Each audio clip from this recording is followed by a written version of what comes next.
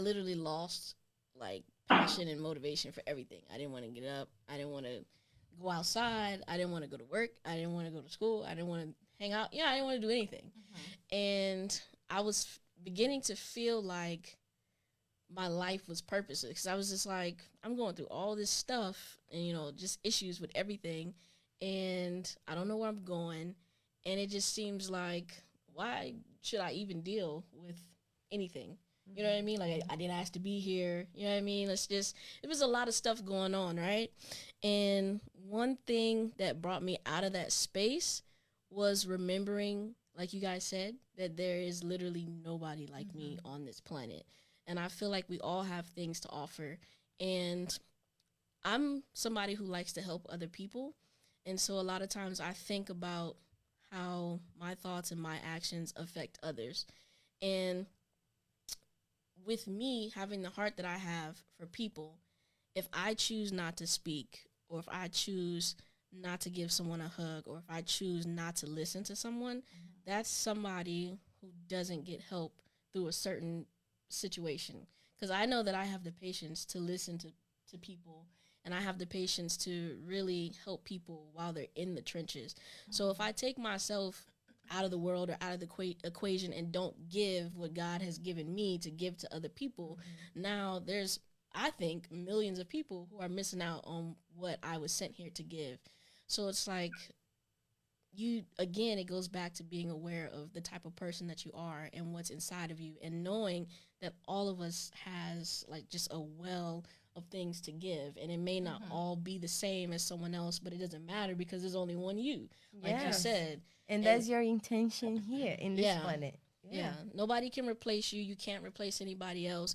So whether you want to be a hairstylist or a real estate agent or an author or a podcast host, and that you don't worry about, there's already like a million podcasts out there. What do I have to say? That, you know what I mean? Like, you always can offer something, add something to somebody, help somebody. You can always add something good Somebody's to life. somebody. And be intentional about it. Yeah. Be very intentional about it. We don't all click with each other the same way. You could literally say the same thing as somebody else, but your delivery is what connects you to somebody else. I tell people that all the time. Delivery is everything.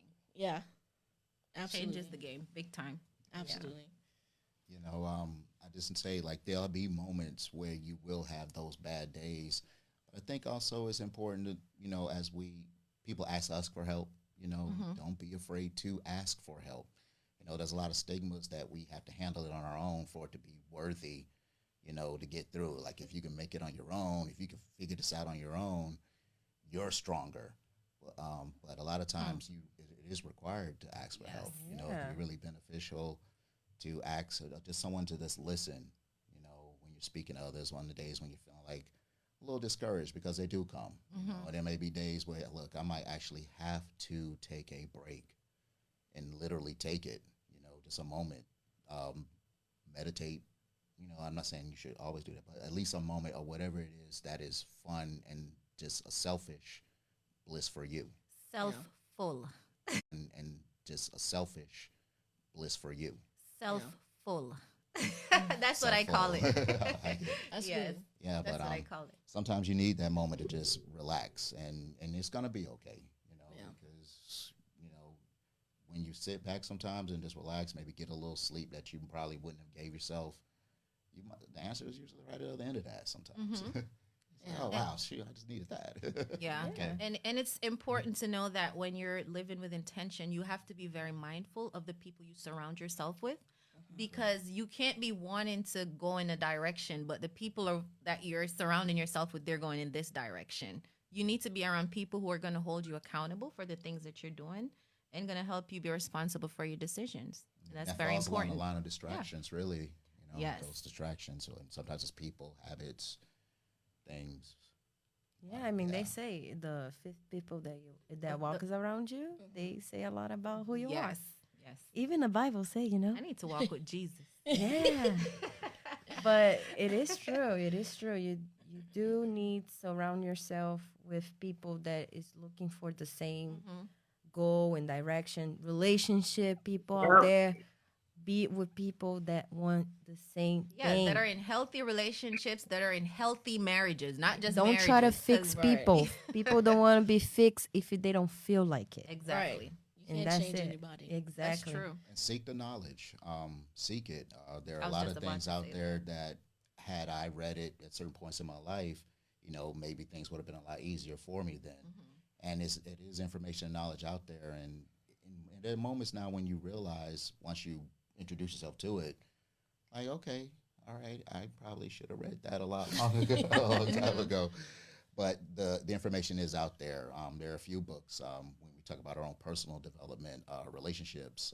Give me a few examples: The Alchemist, The Four Agreements, The Secret. Yeah, Secret. you mentioned that book. Correct.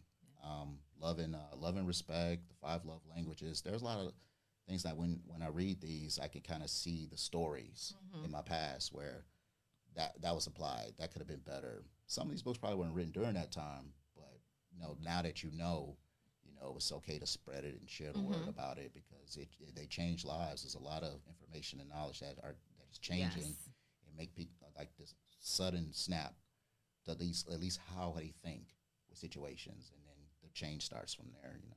And again, you have to be intentional about doing it. You can't just say, I want to be better. I want to change this. You have to get up and do the work. And and I'm going to ask this question to you guys. What do you guys think about, people who were raised in traumatic families, and, they've absorbed the teachings of their families that's been brought down generation to generation, and that's stuck with them?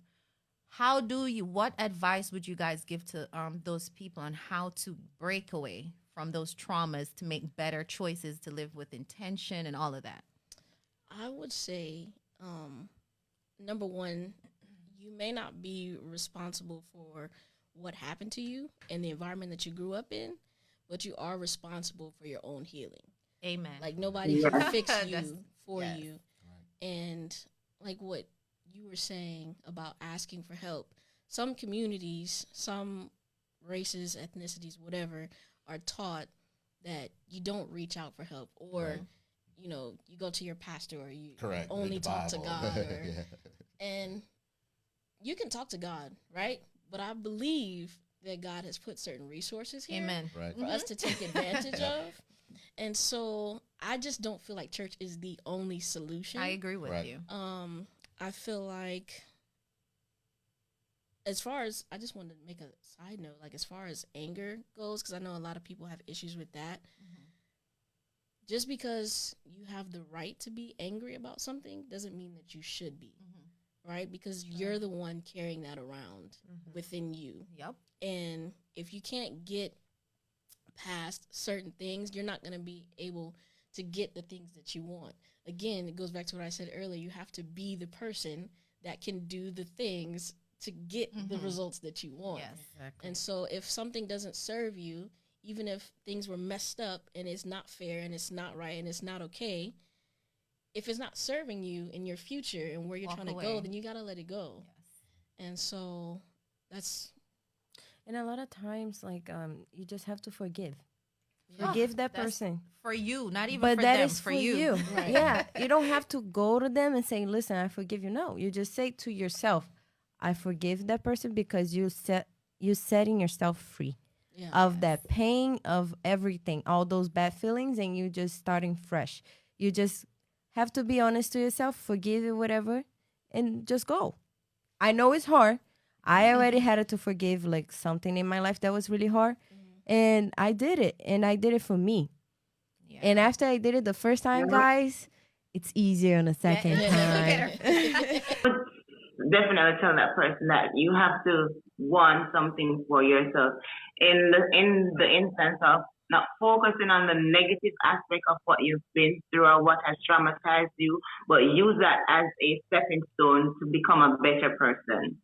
Because if it's something that you're gonna do well on and divulge in, it's only going to make you worse than you are at the point that you're going through. So it's best to sometimes focus on the positive aspect of things to try to better yourself, so that you don't pass that on to your kids or in a relationship per se, because sometimes it doesn't really happen with kids, it can happen with a partner.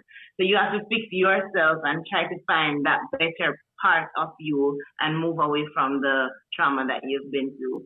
Yeah, and I'm gonna give you guys a little backstory. Like my dad, I was raised with my dad, right? And I remember my mom raising me and doing everything for me. And I don't ever remember being in need of anything. She did her best, for all her kids and made sure we had everything that we wanted. So over the years, with me becoming an adult, I never had any ill feelings towards my dad. I still wanted to have a relationship with him because now I'm a mom. And, the person I was dating at the time, I wanted, we were talking about marriage and stuff, and I wanted my dad to be a part of that. I wanted him to be a part of my daughter's life. And I would reach out to him, and he didn't show any interest.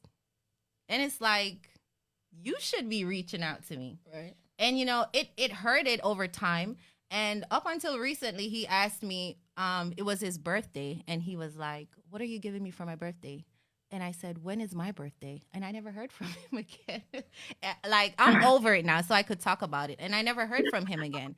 And I remember after that incident, I was having a conversation with an older gentleman, and I was explaining the situation to him. And he kind of woke me up a little bit because dealing with that with my dad, I started to build a resentment for him and other men who left their kids. And I was like, that's not fair to me. And that's not fair to the kids who are left by their fathers or mothers or whoever parent. And I was like, wow, that kind of, I used to like try to blame my lack of knowledge and understanding from men on the fact that I didn't have a dad there to show me these things. And I would sit and think like, if my dad was there to tell me not to do this or not to do that, and that stayed with me. And trust me when I tell you, it was eating me up. Like I used to always sit and I was getting angry at him. Like, you were never there to teach me these things. Like, what kind of man should I look for? What should I expect in a man? Like, and then when I had the conversation with that gentleman, he told me, he was like, "Listen, pull your big girl panties up. It's enough information out there for you to seek better." You know what I'm saying? True. And so you have a lot of male role models around. Even if they're not in your circle, go out and find them. And I became intentional about that. And that's when I found Pastor R.C. Blake's on YouTube, and he changed my life. Now I'm in a happier place, and I'm more positive about men. And yeah, it helped me become, and I'm not angry anymore about my daddy. Yeah, my life happened the same thing. My too. dad didn't grow up around, and my mom, she took care of me. And then when I went to college for law, I decided to looking for him. And then I found out how to looking for people. And I found him. And we met at my birthday of 19 years old. And I love my dad. Seriously. Like, it felt he was always there in my life. But it's so weird. I was able to forgive him, and we have a great relationship now. It's a little opposite that what happened to you. But I had a very negative too towards men. And then after that happened, me and my daddy would just click. And after that, I didn't hold that weight in my shoulders. Because for many years, I would question myself, like, where is my face from? Where I'm from? Yeah. What I have these ways that is so different from my mom's family side. And after I found out who I am and where I'm from, and I connected with my father, it was a big relief, and it was nice to have that in life, like have a father and have his name on my ID. It was like a big thing to me. Yeah. I'm sure it is. I had to forgive somebody that didn't even care to explain to me why they weren't there. Yeah. So and it's a lot. It's a lot of work. It's so interesting. We started talking about fathers. Like my father was kind of like, I want to say like a combination of what you guys had going on. But so I didn't grow up with him, right? Just me and my mom. And the first time I spoke to my father, we saw him by accident on the side. Well, my mom saw him because I didn't even know who he was or what he looked like. My mom saw him on the side of the road, broken down in the limo because he used to drive limos. And that was the first time I met him. Then the next time we spoke, I don't know what happened in that 2-year gap, but the next time I remember speaking to him, I was 16, and we spoke for a little bit, and then one day his number didn't work, Years later, I found out he actually moved back to Africa because he was Nigerian. And he used to call me randomly when I was in college, like 3 o'clock in the morning, because he's in Africa. So Yeah, like, time it's is different. And I remember he would say that he loved me, but I never felt it. And he would, just say that he wanted the relationship, and one day there will be, whatever type of relationship. Yeah. And he never, to me, from my perspective, he never followed through. I've spoken to his family now because he actually passed in 2014, and my uncle and my aunts, I've been blessed to get to know them because I never knew them before that. But they all tell me about his efforts and trying to get all his children together and have a relationship with us. And but for me, it was kind of like I felt the same thing. Like if he was around, like it'd be easier. A with lot men. easier. Let's just put it like that. It would just be easier, right? Or I might feel protected in certain situations or whatever. And with him being gone now, I remember when I found out that he passed, I didn't know how to feel about it because I didn't want to be heartbroken because that would mean that I care. Yeah. And so I was just like trying to hold it in, but I found myself at certain times crying that he was gone and I still sometimes want to say that it's not over him specifically. It's just over the loss of the father role that was always empty, right? Yes. And so, I don't know. It's just, for me, the father thing is just kind of done. Like my therapist, she said that I could look to, I guess, other people, like other gentlemen who can give me that type of advice. And I do have my friend's dad who's always been willing to give me that fatherly type of advice and love. And I appreciate him for that, but at the same time, not the same thing. It's just not the same. And so there's just that heavy feeling sometimes. I'm never going to be the daddy's girl I wanted to be. And it brings me back to the thought that I was having the last few minutes while you guys were talking about closure. Because a lot of times people try to go to someone else to get closure about a certain situation. But I feel like closure is equivalent to perspective. And you don't need someone else's feedback, or you don't need someone else to ask you for forgiveness for what they did to you in order to receive closure about a situation. You can just adopt a better perspective about it. Understand that whatever they did to you is not your fault. Has nothing to do with you. And it's not a reflection of who you are or how worthy you are. Or are you a good person, or were you not good enough for your father to be in your life, and all these things. Like, whoever he is, people are who they are with the information that they have at the time. Do you listen to Iyanla, girl? I do. That's where I got it from. Let me cite my resources. Just about listen. I stay on Iyanla. When she said that changed my life. And it helped me to not be so angry with my father and my mother and just people. And I was like, and even myself, because sometimes, I'm a good person, but I'm smart enough to know that I've hurt other people as well. But when I hurt people, because I love to help people, it hurts me a lot. And I feel like I hold on to stuff and like hold myself accountable way longer than the person, they're over and I'm still mad at me. Yeah, it's something going on within you. Yeah, that you need to address. As an empath, we suffer. Yeah, I know. Yeah, we don't have to be victims of our generational curses, we don't, man. We really can't break. We really can't break them. My dad passed away in 2004, but I did find there were a lot of moments after that where I was angry and it made me feel resentment about certain things. But it really took realizing, well, I can't do anything about that. There's nothing in the physical world today that I can just like to vent that or like just to share that on an anger perspective. It really is about just breaking away from it, being different from, people we grew up around, It's hard. We could break those curses, and it is hard. Like how we talk to our kids, how we discipline our kids. We have an opportunity now. It is hard. Like how we grew up around, It's hard. We could break those curses, and it is hard. Like how we talk to our kids, how we discipline our kids. We have an opportunity now as parents to be better. Yes. Not do it. I know now that I never beat my kids. So, that's nice. but now, not saying that's what people, you shouldn't do that too, but I do know there's another way now. Exactly. Yeah. And now you can choose which one's better, and I never ever wanted my children to be afraid of me. Sometimes, that sound when daddy's coming home, it's like good times, Yeah. something like that. Daddy's son Man, back that in the was day stuff. horrifying. Yeah. So I never wanted my children to feel that way about me. And, you got to find another way. That's true. But there are ways available, and there's help available.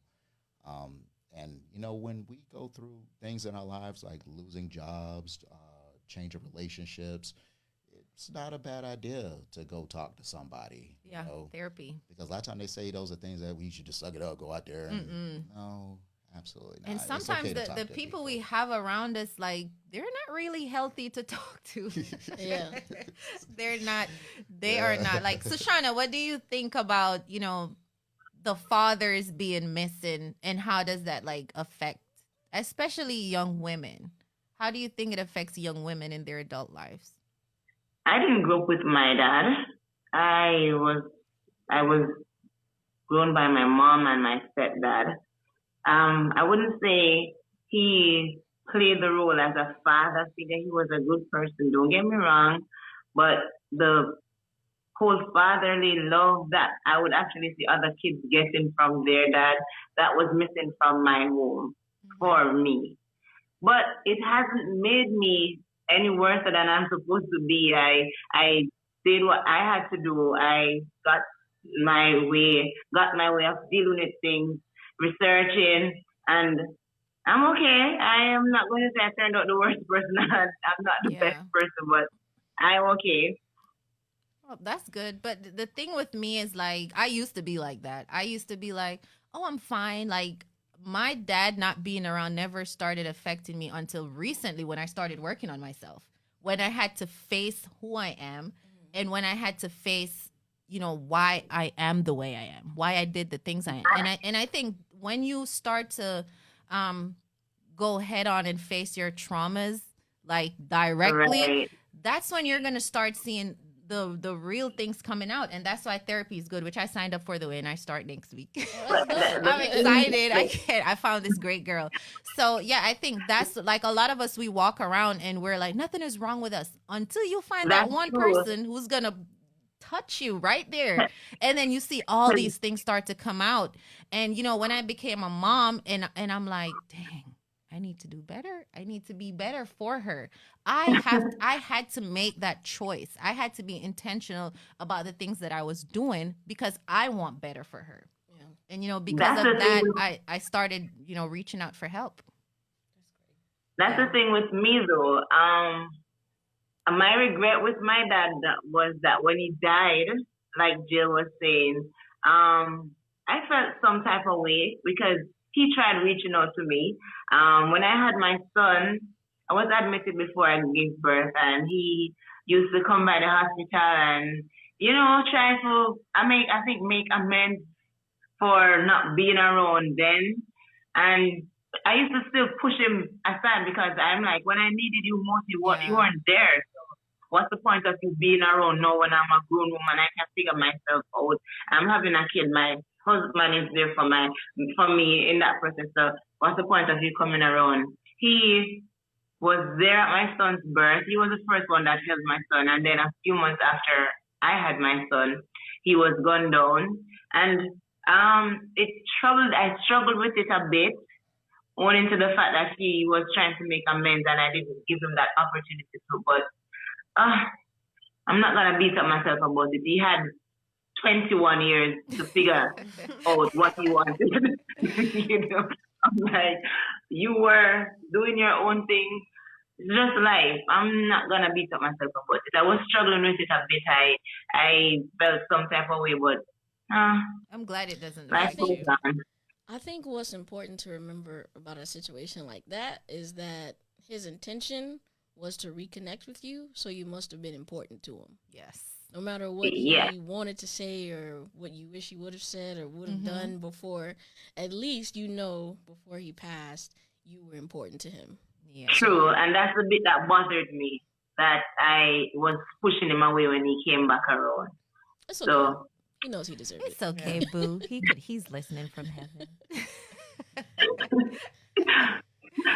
I know, like when I think about the fact that like when my father passed, and there was a more real revelations, and I think that was a lot of based on things that I learned that when I look back in reflection, like, oh wow, okay, that I didn't even realize, like that maybe might have been wrong, or a bad influence on me in certain ways. So when I look back, it's like I think about, oh, I could have, if I'd known this, I would have said this and done this, and you never know, you could have made it better or worse. But now there's really no one, to vent that to, and I tell myself, like, at the end of the day, you're gonna have to just ultimately forgive them. Ultimately forgive them. Correct? Yeah, for me, and that's just really it. And it's a process. Don't beat yourself up. Yeah. I'm learning that it's a process. It's going to take some time because I'm still emotional about, you know what I'm saying? Because mine's kind of recent, but I understand that it's a process. And like Jill said, and Iyanla says, people are going to do and perform with the information that they have. It's not going to be nothing more or nothing less.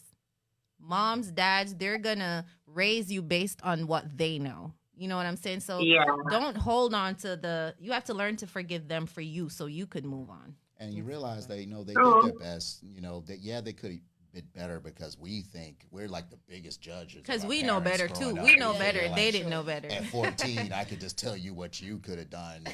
But I can tell you how to raise me, and you're just the biggest critic of them all the way until you got to do it, and then it's sort of like, okay, now I realized certain things weren't hard. Then certain things I realized you could have done better. But at the end of the day, we made it because they're pretty much kids having kids. When I look back at, they're like 21, 19, 17, having children, and they barely learning themselves, and a lot of times. And a lot of the old generation, a lot of parents, once you have kids, now it's all about them, And it shouldn't be. It should not be. Shouldn't be all about them. Another part of being happy and walking in your purpose, you have to make time for yourself, because if you're pouring from an empty cup, what are you pouring into the other person? So you have to be full, not selfish, full, and be full within you before you could pour into somebody else. When I stopped looking at my mom as my mom and look at her as a woman, I was able to see a bigger picture of who she is as a person, and realizing, because I know traumatic things that happened to her when she was a child. So when I look at her as a person who was this innocent little girl who had to go through all these things, and then certain things happened when she was 16, and then she just grew up and happened to have a child who is me, obviously she's not going to have everything together. Yes. And so the things that I felt like she should have done better or could have done better, or things she shouldn't have done, it's like, again, she did the best she could. Yes, right? with what she had. So, and even when my father passed, that helped me to forgive her even more, because I had no choice but to forgive him, because he and I weren't going any further than where we were at, right? Yeah. And for me, they're the same. I feel like both of them clashed, and he can say whatever excuse he had to not be around because my mom was difficult or whatever. But I feel like they both could have done better, so I could have had my father. But he's gone. I had to forgive him, but I can't still hold her accountable for the same thing that he's equally accountable of, and he's completely forgiven because by default he's dead. Yeah. And now she's still living, and you know what I mean? So I had to forgive her too. So you know what I mean? It's just, they're just people. Yeah. It's not we're mom all and dad. We're all learning. Yeah. Correct. And so that also helps me have more grace on other people out in the world. And I don't know, we're doing the best we can. Yes, we are. So with that being said, Michael, what last message do you want to leave with people about living with intention? Okay. All right, the final thought. Yes, the final thought. I say make every 2 day, just make a list of things that you want to do to just plant that seed for tomorrow. You won't, we can spend our time investing our mind and our attention in what tomorrow's going to be like, but if we don't take that action a chance today and live with purpose, and intent, like the action that I actually perform today is toward that, I think that'll be, once you do that, it'll be when you kind of start living with intention. Amen. Anna? I would say don't plant strawberries and expect some flowers. I like That's it. It's just gonna be giant mushrooms. That's deep. That's it. It's deep. They get it. So, Shonda, what's your final words about living with intention? I just think that each day you wake up and view the world, make sure you're trying to work on a better version of yourself. Amen. Jill? Anybody considering, when you think about your options on trying to be that better person, anybody who may be considering therapy, I would say don't rule it out, especially people of color. There's a lot of different options out there, and the first person you try out may not be the person for you. It doesn't mean that therapy is not for you. Especially, like for me, it was a tremendous help to have a Black woman be my therapist. She was amazing. She got everything, like the hair, the relationships, the slang. Me and her, we was cursing back and forth because. So find somebody who you can relate to, who might understand your culture. And some people don't like to talk to strangers. Like, oh, why would I go talk to a stranger? But sometimes it's best to talk to a stranger. Because if you say right, if you don't, if you say your truth, like if you tell your truth to family, they'll be like, oh, but you did X, Y, and Z, so that's not even real. Girl, a therapist, they don't know you. They can't bring up anything except for what you give them, so they're gonna take it as truth and they can really help you. So think about it. That's really true. Okay, so my final thing is, living with intention. Like Jill says, get help, get therapy, and when you get that therapy, be honest. Be very truthful, because if you're not truthful and honest about who you are and what you're going through, there's no way of people helping you. That's one. And two, surround yourself with people who are going the same place that you're trying to go. Because if you're trying to do one thing, like I said earlier, and the people you're surrounded by, they're doing something else, that's going to be a distraction to your growth. So surround yourself with positive people. Be very intentional about the help that you receive. It's a lot of resources out there for you to go out and get to work on yourself and be better. And forgive the people in your life that you felt have done you wrong, because that freedom is for you and you only, not for them. So, yeah, that sums it up. Live with intention, guys. That sounds like a nice college recap. That's a nice recap, you know. Right? We got to get help. We already got to do it. Get it done, guys. And that's it. We out.